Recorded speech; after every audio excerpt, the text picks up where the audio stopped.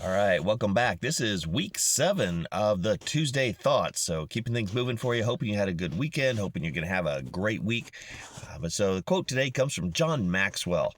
It says, "A successful person finds the right place for themselves, but a successful leader finds the right place for others."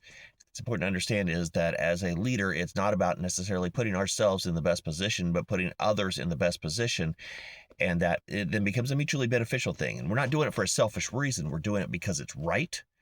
But it's looking around at others and helping them to be able to learn and to grow and to be successful for that. And along with that, our bonus quote this week is, "Stop trying to be the person that you do not like."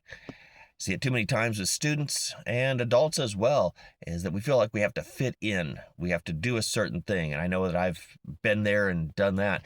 And so we act a certain way, and it's not anybody that we would want to hang around with.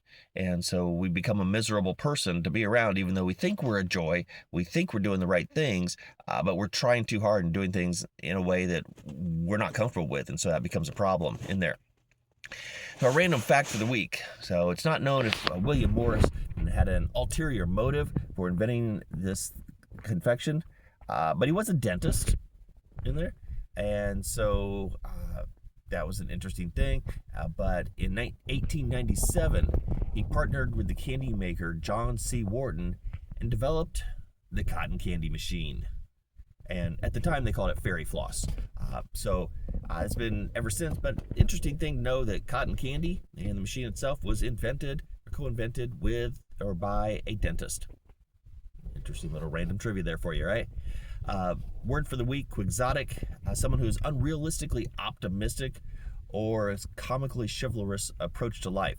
It was actually taken from the lead character Don Quixote, written by Miguel de Cervantes.